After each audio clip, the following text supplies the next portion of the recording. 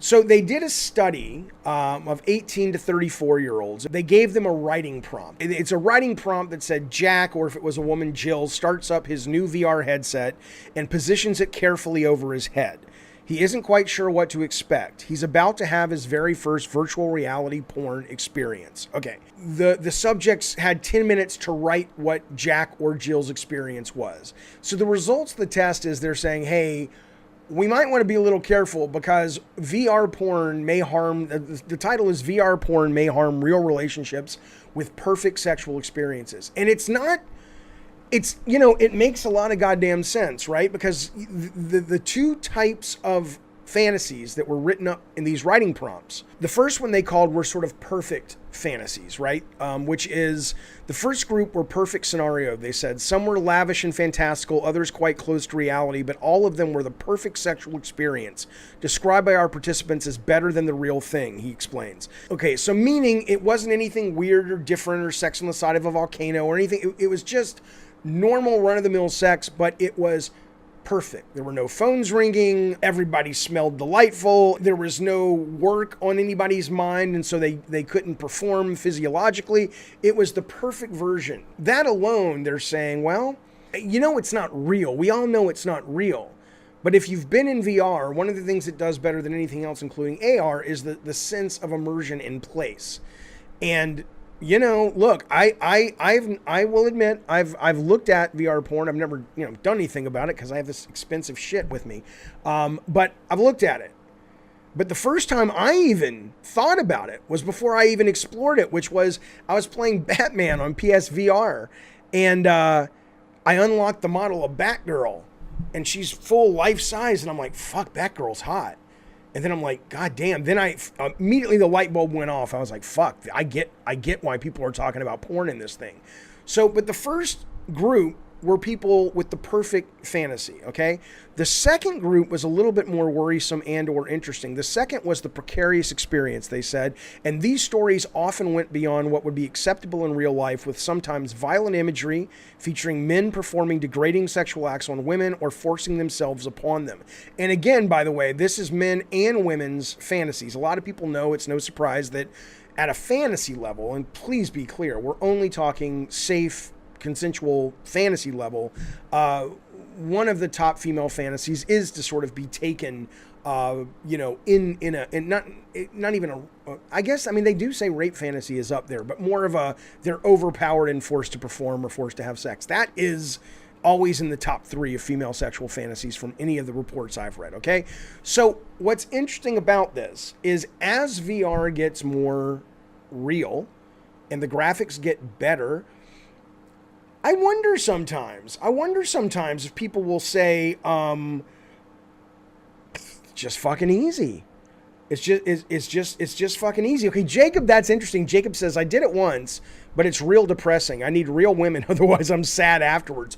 Well, what I will tell you about that is it doesn't even mean you can't be doing it with another person, right? So look at this. This was announced at CES 2022. This is really cool, and I saw the story because the Sun, as they are wont to do, talked about it for sexual reasons. And they are absolutely right. So when I tell you what this thing is and show you a little bit of it, just be aware that it ties into the porn story, and that if you've got someone wherever they are in the world, but they're not with you, and you have this, and you're both linked up in the metaverse, and you're doing sort of, it's not sexting, it's VR sexting, or whatever you want to fucking call it, you can actually begin to feel this stuff in a way that's not like some weird cat suit that you have to spend $5,000 on and look like a moron when you go through the airport. This is called the OWO.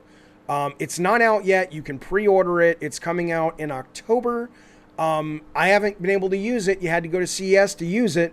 But check this thing out. It is a vest/shirt that has 30 or 40 haptic feedback locations. The difference is they do them with electrical impulses, so they're able to tune the intensity and the spread, and how the spread dissipates over time and over distance of that impulse. So if you look at the app, they have things like what it feels like to be gripped, an insect bite, a collision, fast driving, free falling, strange sensations, all of this stuff, right? So you're able to get a more nuanced, high fidelity sense of haptics, right? So whether you're playing Xbox's Call of Duty, see what I did there, or if you're doing porn with your girlfriend across the pond, or if you're doing it with an AI bot, right?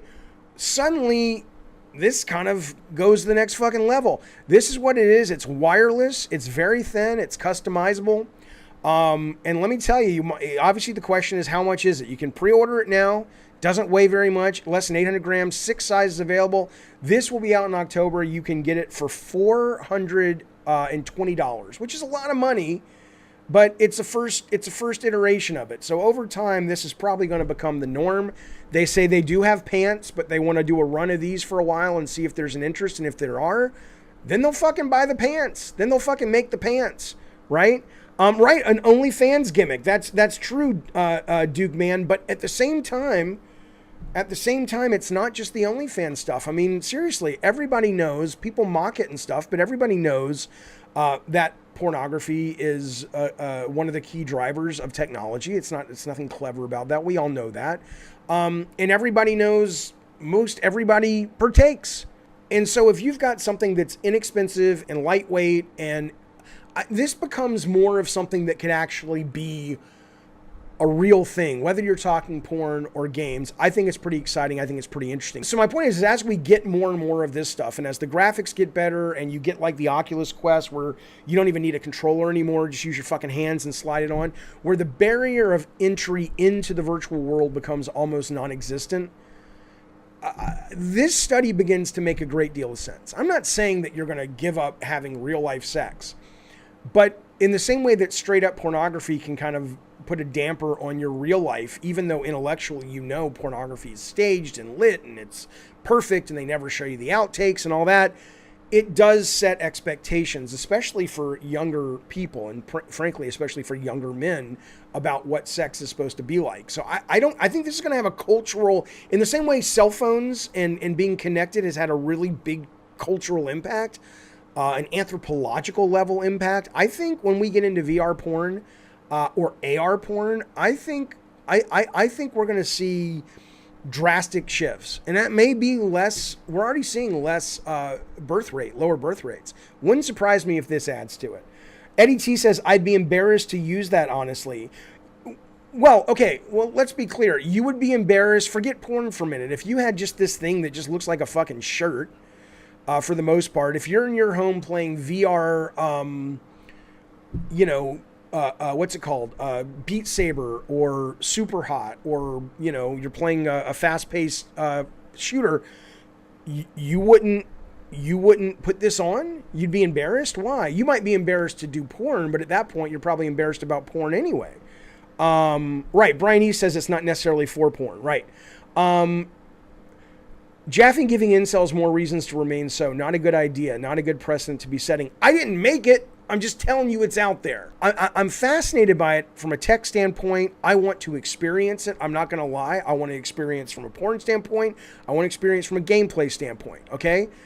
You're wearing it when you're surfing the net, and it's like when you go over your limit of free articles, like the New York Times starts zapping you and shit. But I mean, I'm very curious, but I'm as if not more curious about sex is obviously one of the, if not the driving factors of biological life, or most biological life. And when you throw something like this, once it gets cheap and easy enough into the water, the ripple effect, and I don't just mean on birth rate, but you talk about incels, right? Well, I don't know what an incel suddenly go, oh, I'm good. Or they'd meet somebody in another world, a virtual world, where they'd feel more comfortable and they could have those kind of relationships, and those relationships become more normalized and not shamed. I don't know. I think this is I can't wait to look back in 70 years and go, where are we with this shit? I mean, the graphics, the feel, the haptics, is it washable? I'm sure it is. I like how the suit is fit for people. 99% of the people using it would be XXXL. I used to think that. But fuck you, Brock T. I will fucking put your head in a goddamn hardware store vice and squeeze into your... Think about it for a minute. It's really I think it's just fascinating. So things that are easier, we always gravitate towards. Unless you're trying to make a baby, I'm not fucking with you.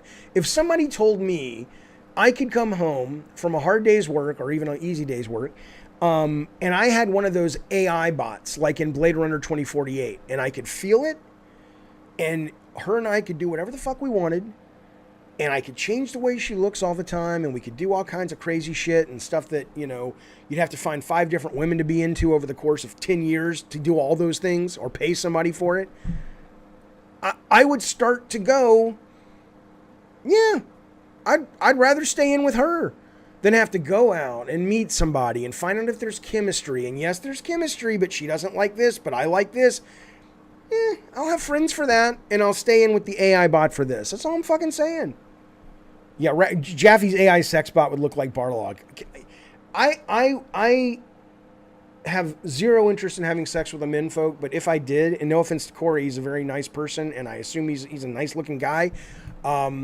Corey he's divorced now, or he's getting divorced. His wife's a very attractive lady, and Corey dated one of the prettiest ladies on the God of War team.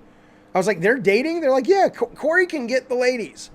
But if I was sleeping with men, there's no way I would sleep with Corey. He's just, you know, not my type. I would only sleep with John Stamos, and I wouldn't even find him attractive. He's just the best looking man I've ever seen. Like, I saw him in person, and I was blown away at how staggeringly good looking John Stamos is in real life. It was nuts. I'm like, my God, there are people who look like you look, and it's not magazine, it's not Photoshop. In the future, says Agent, people are just going to be in relationships with AI like the movie Her. There are already AI apps that can carry conversations. Yeah, because just like the buggy, it's easier to get what you want with a car or a plane. If you want connection, which is a very human thing to want, and you can get it easier and you can get it custom fit, why would you not? Fuck you, Ryan P. Ryan P says, I'd pay for a Jaffe bot that stays on the topic of the news. Ryan P, you won't even pay for a membership.